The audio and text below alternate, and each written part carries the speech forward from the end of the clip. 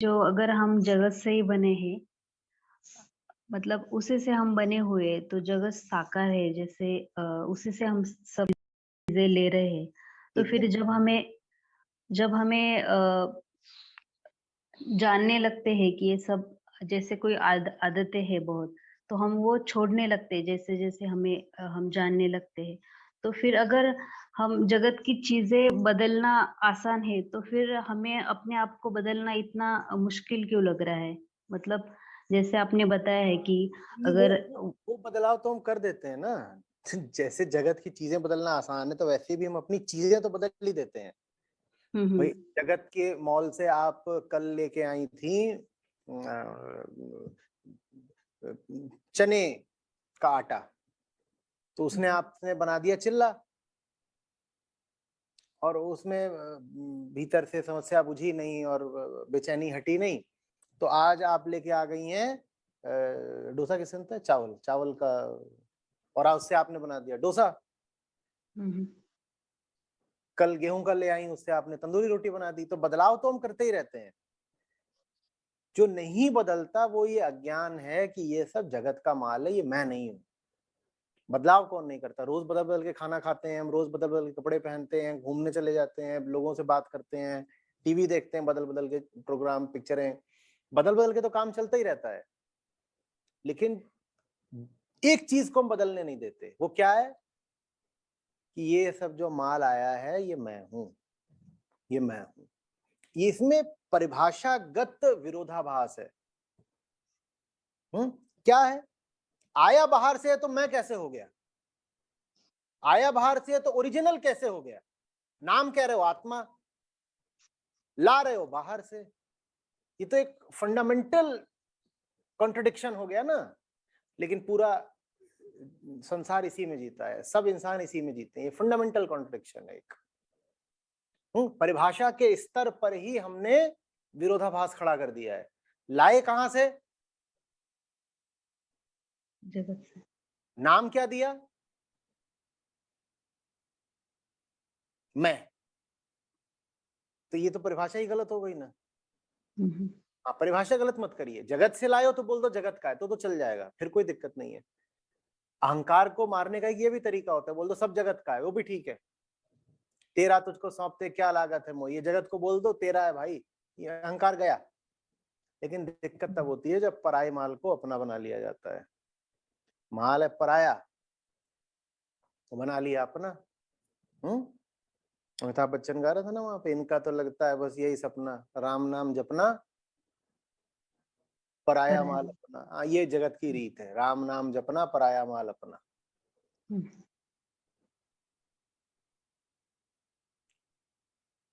जिस दिन बच्चा पैदा होके बोलता है मैं, या भाव करता है, मान लो भी भाषा नहीं है मैं बोल पाने की, या भाव करता है मैं, उसी दिन उसने धांधली कर दी।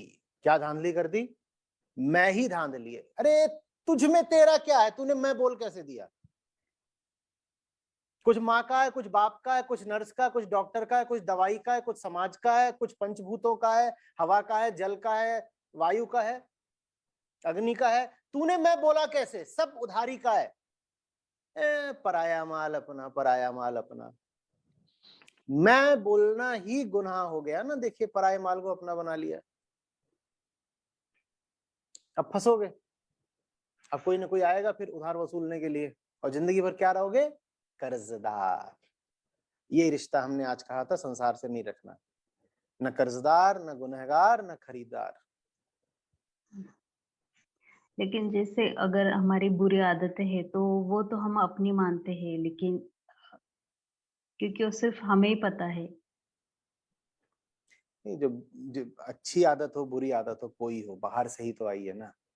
हुँ, हुँ। एक बार ये दिख जाए बाहर से आई है, हम्म उसके साथ मैं का नाम हटा दीजिए, फिर उसमें कितना जोर बचेगा?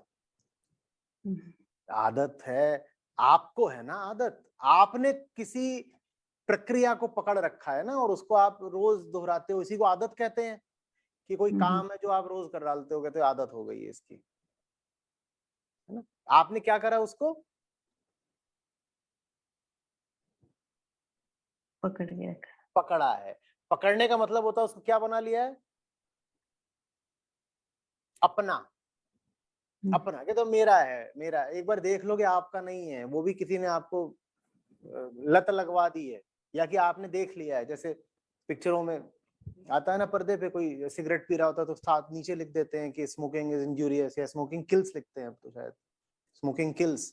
वो इसीलिए करते हैं ना, क्योंकि वहां जो पर्दे पे चल रहा है वो इधर है, तो वही लोग करेंगे उसका। अर्जुन को भी बोलते हैं कृष्ण कि श्रेष्ठ जन जो करते हैं दुनिया उसी का पीछे पीछे अनुकरण माने नकल करने लग जाती है। आपको दिख जाए जिसको आप अपनी आदत बोल रहे हो, वो भी आप कहीं इधर उधर से उठा लाए हो।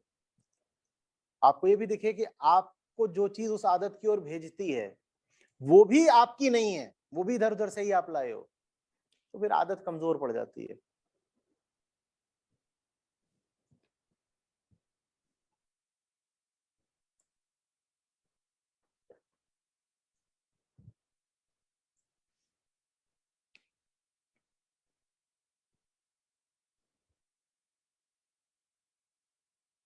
अच्छा बताइए, ये क्या हुआ?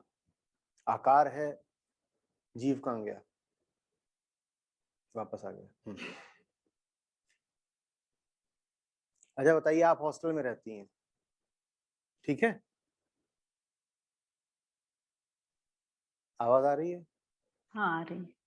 आप हॉस्टल में रहती हैं, हुँ, ठीक है? हुँ, माँ ने एक पूरा ऐसे इतना बड़ा टब भर के, कोई बहुत बड़ा बर्तन मान लो, कुछ मर्तबान कुछ भी मान लो, माएँ बहुत खुश हो जाती हैं जब बच्चे हॉस्टल चले आते हैं तो। उन्होंने लड्डू भेज दिए, हुँ, बहुत लड्डू हैं उसमें, 600 लड्डू हैं, ठीक है? भेज दिए और आपने उसको रख लिया अपने कमरे में। अब इतने सारे लड्डू हैं, आपने रोज एक-एक खाना शुरू किया सुबह-सुबह, तो आदत तो लगी जाएगी। हुँ, बढ़िया मीठी चीज़ वो भी है कि माँ ने बना के भेजे हैं, और घर की गाय और घर की गाय का घी और ये सब बातें, आदत लग गई, सुबह-सुबह लड्डू खा रही हैं। आदत लग गई ना? हुँ, आदत लग गई है। एक दिन आपको पता चलता है कि ये आया कहाँ से है? अभी तक आप मान रहे थे मेरी माँ से और मेरी गाय से आया। आपको पता चला अरे ये आपकी माँ आपकी गाय से नहीं आया, ये पड़ोस के कमरे से आया है, और उनके यहाँ जो है वो मिट्टी के तेल के लड्डू बनते हैं। हुँ, मिट्टी के तेल के लड्डू बनते हैं, और वो बनते भी मिट्टी के ही हैं।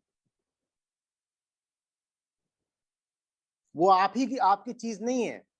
आपको उसका स्रोत पता चल गया, वो आपकी चीज़ नहीं है। ना वो घी की चीज़ है, ना माँ की चीज़ है, ना वो बेसन की चीज़ है, उसका स्रोत पता चल गया।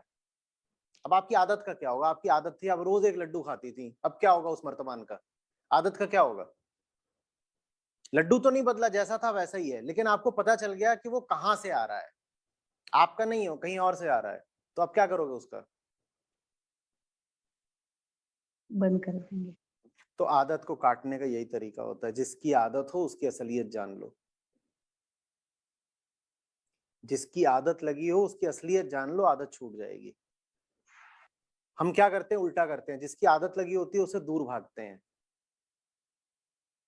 एक बार मैं कॉलेज में था, वहाँ पे बहुत परेशान हो गए थे वहाँ के डायरेक्टर वगैरह, सब एचओडी वगैरह बैठे थे, मैं बोल रहा था। मैंने यही उनको बोला, मैंने कहा जिस चीज़ की आदत हो उसके और करीब जाओ, आदत छूट जाएगी। बोले ये आप क्या कर रहे हो? ये सबके सब शाम को वहाँ बाहर जाके वो पान वाला उसके यहाँ खड़े होंगे, सिगरेट भी बेचता है। मैंने कहा कुछ नहीं होगा, जो मैं बोल रहा हूँ उसको होने तो दीजिए। वो बहुत घबरा गए, अगली बार से मेरा आना उन्होंने बंद करवा दिया। पर जो बात बोल रहा हूँ बिल्कुल ठीक बोल रहा हूँ, जिस चीज की आदत लगी हो उससे भागो नहीं, उसके और करीब जाओ, आदत छूट जाएगी, एकदम छूट जाएगी। आप हमारे चैनल पे जाएंगे यूट्यूब वाले, उसमें सबसे ऊपर पॉपुलर पे खोजेंगी कि वीडियो नंबर 1 कौन सा है पॉपुलर, तो उसका शीर्षक है सारी हवस उतर जाएगी, हुँ, है ना? वो बहुत लोगों ने देखा, और पता नहीं उतरी कितनों की, पर देखा सबने। और उसमें मैंने क्या बात बोली है? बोले एक ने आगे सवाल पूछ दिया था कि क्या करूं, वासना की आदत लत लगी हुई है, ये है वो है, कैसे कैसे दबाऊं, कहाँ भागूं, क्या छुपाऊं? मैंने कहा जो कर रहे हो उसी को जरा गौर से करके देखो। ये जो तुम खाल का खेल खेल रहे हो, खाल के नीचे क्या है ये भी देख लो ना, और वहां खाल के नीचे जो गंधा रहा है मामला, उसको देखो ना गौर से। बत्ती बुझा क्यों रखी है? जला दो बत्ती और माइक्रोस्कोप लेके आओ, और फिर पता चलेगा कि मामला क्या है, और फिर देखेंगे कि तुम्हारी कितनी लत बचती है, सारी हवस उतर जाएगी। अज्ञान ही आदत का कारण बनता है। जिस चीज के प्रति इतने आसक्त हो रहे हो उसको जान लो ना, फिर देखो कि कैसे वो आदत बचेगी।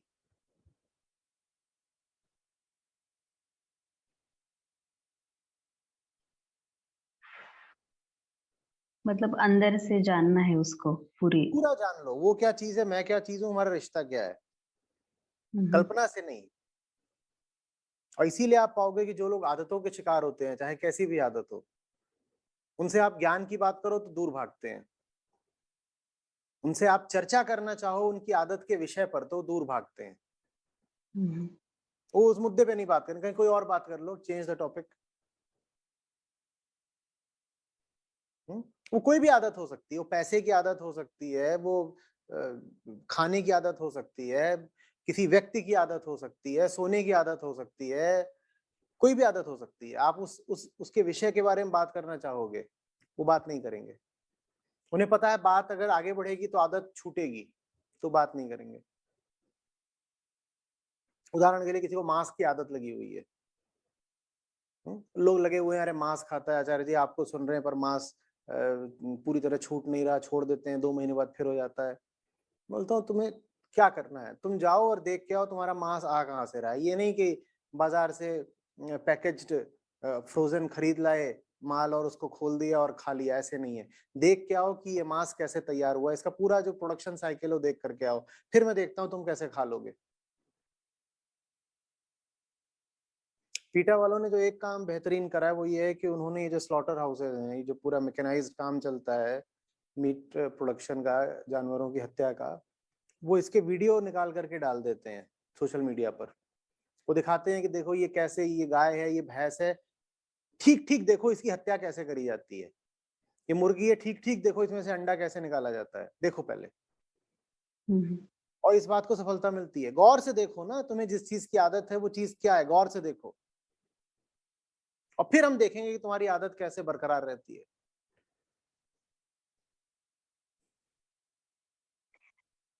लेकिन अगर हमें जैसे आदत है कि दूध वाली चाय की, तो वो तो हम मतलब उसके लिए हम क्या मतलब देख अरे सकते हैं, जाके हिंसा। देखिए ना दूध कैसे आता है आपके पास। आप तो क्या करते हो, आप बाजार से दूध ले आते हो पैकेट, वही वही ले आते होंगे आप, वो जो पैकेट में आता है दूध, या दूध वाला हम्म। आकर के दे जाता होगा आपने उसको। आप पूरा जो हम्म। दूध का मैं कह रहा हूँ प्रोडक्शन साइकिल, उसको देख के तो आइए ना। दूध हम्म। कहाँ से आ रहा है, ये सब जो दूध के प्रेमी घूम रहे हैं कि अरे दूध तो बहुत बढ़िया चीज होती है, इन्होंने कभी देखा है कि एक गाय पैदा होती है वहां से लेके उसके आखिरी दिन तक उसका साइकिल क्या होता है, उसका जीवन देखा है? और वो उसके साथ जो कुछ भी हो रहा है इसलिए हो रहा है ताकि आपको दूध मिल सके। या और आपके पास गाय का तो आता भी नहीं होगा, ज्यादातर तो भैंस का दूध चलता है, 80-90% तो भैंस का दूध है चारों तरफ, गाय का कहाँ है। और हम्म। भारत ये जितना निर्यात करता है मांस का, वो अधिकांशतः भैंस का ही तो मांस है। आप जिसका दूध पी रही हैं, ये हो नहीं सकता है कि कल उसका मांस बाजार में बिक ना रहा हो। दूध आप जब भी देखो, इसीलिए मैं याद दिलाता हूं, दूध का रंग लाल है। लेकिन आप दूध देखते हो तो दूध ही तो है, पी लो, गाय है, गाय खड़ी है, उसने दूध दिया है और दूध पी लो। पूरी बात तो देखो, कैसे आया वो दूध आपके पास, देखो। और वो बात हर चीज पे लागू होती है, कपड़े पर भी लागू होती है, इलेक्ट्रॉनिक्स पर भी लागू होती है, हर चीज पे लागू, विचार पे लागू होती है। जो विचार पकड़ रहे हो, देखो विचार कैसे आ गया आपके पास।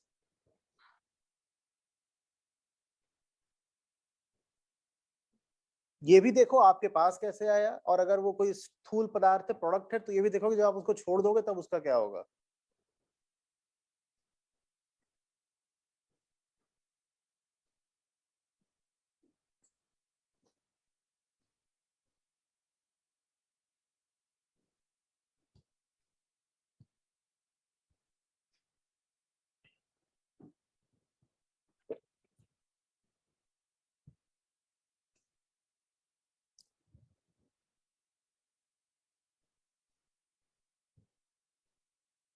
एक साहस रखिए कि इतना भयानक कुछ नहीं है कि उसको जान लेंगे तो मर जाएंगे।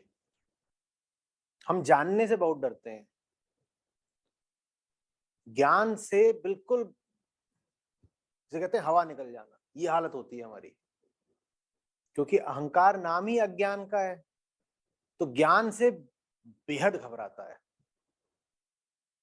जानिए, पूछिए, चेतना की साधारण अवस्था ही जिज्ञासा की होनी चाहिए, मान्यता की नहीं। ये नहीं कि कुछ दिख रहा है, हाँ ठीक ही होगा, कि फलानी चीज लाल है, हाँ तो, कि ये त्रिभुज दिखाई दे रहा है, हाँ, अरे हाँ नहीं, पूछो ना, मुझे तुम्हें अभी त्रिकोणी दिखाई दे रहा है, वो एक इंसान है, उसके 3 कोण कहां से आ गए, कुछ भी दिख जाए, हाँ। बात बात में हाँ ठीक ही है। ये काम पशुओं का है, उनको कुछ भी दिखा दो, कोई फर्क पड़ता है?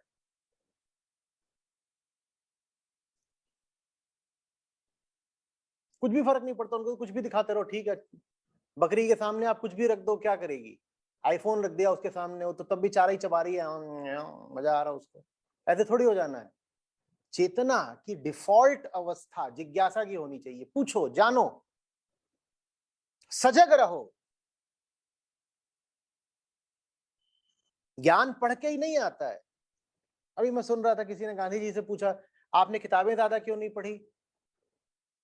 हालांकि वो भी अच्छे खासे पढ़े लिखे आदमी थे, लेकिन ऐसे भी होते हैं जिनको आप कह सकते हो फिर किताबी कीड़ा, की पढ़ते ही रहते हैं, उन्हें कुछ और नहीं करना, बस पढ़ना है।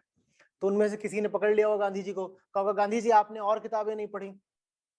बोले, अपनी आंखों से मैं जगत को अपने सामने पढ़ता हूं। I see the world in unfolding in front of my eyes. ये होती है चेतना की सतत जिज्ञासा की अवस्था, कि आप कुछ भी देख रहे हो वो ऐसा है जैसे किताब पढ़ रहे हो। अब फिर बहुत ज्यादा पढ़ने की जरूरत नहीं नहीं नहीं, मैं ये नहीं कह रहा हूँ, खूब किताबें पढ़िए। हम लोग जैसे हैं, हमें तो बहुत बहुत सारी किताबें पढ़नी चाहिए। पर जगत भी अपने आप में एक खुली किताब है। आप उसे पढ़ोगे तब ना, जब आंख खुली हो। किताब खुली हो, आंख ना खुली हो, तो क्या पढ़ोगे?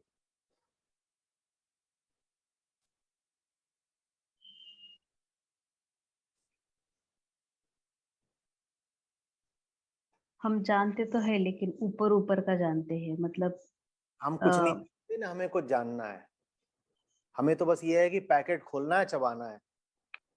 आप पैकेट खोल के क्या क्या नहीं खाती होंगी, आपने कभी ये भी पढ़ा उसमें क्या लिखा हुआ है?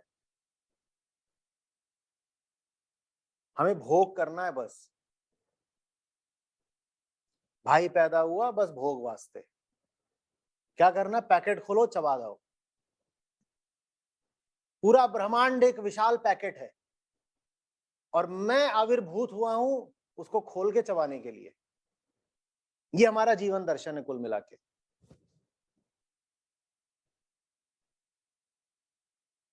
देखिए, सोचिए, पढ़िए, उसमें कष्ट होते हैं। ज्ञान की कीमत चुकानी पड़ती है और जिज्ञासा के खतरे उठाने पड़ते हैं। काहे कि पैकेट खोल के चबा नहीं जा रहे थे। मेरे साथ तो खूब होता है, कहीं जाता हूँ, कुछ ले आते हैं, उनसे पूछ दो, भाई वीगन है?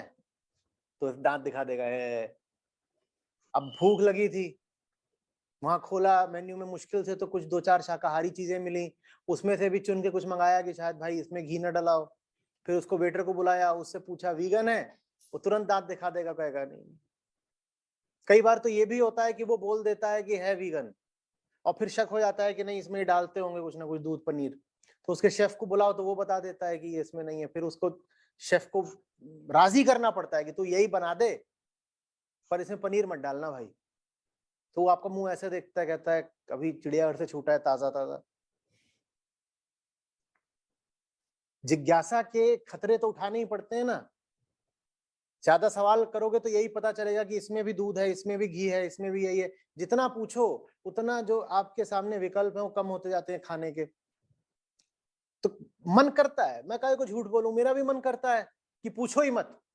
उसके आगे वो हरा निशान लगा है ना, वो देखा है, ग्रीन डॉट लगा देते, कहते हैं इसमें हरा निशान लगा है और इसके डिस्क्रिप्शन में लिखा हुआ है कि इन इन सब्जियों से बना है, तो इसका मतलब इसमें घी नहीं होगा, मंगा लो, आंख बंद करके मंगा लो।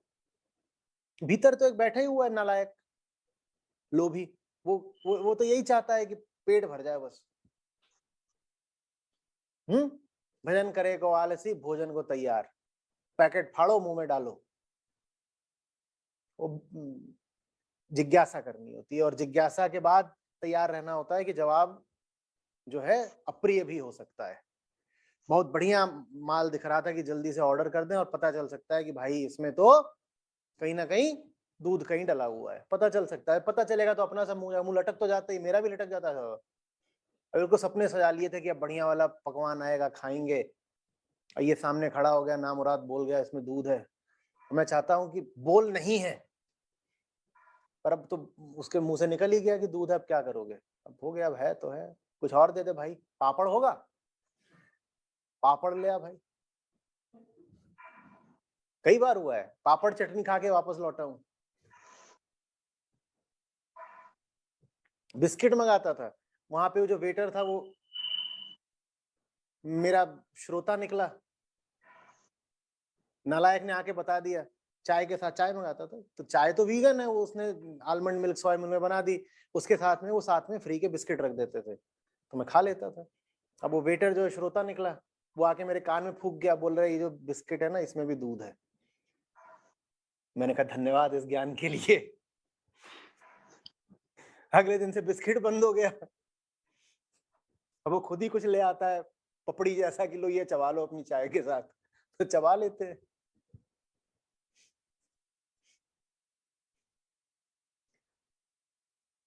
तो जिज्ञासा की कीमत देनी होती है। हम ज्ञान से इसीलिए घबराते हैं, कहीं कुछ ऐसा ना पता चल जाए जो जान के नुकसान हो जाएगा।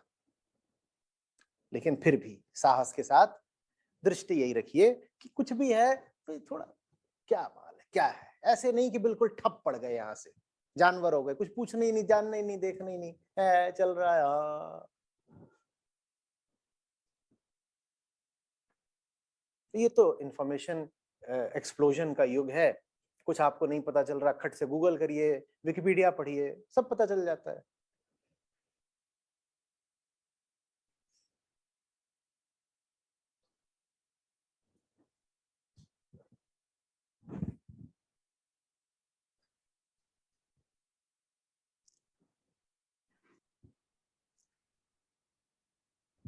धन्यवाद आचार्य।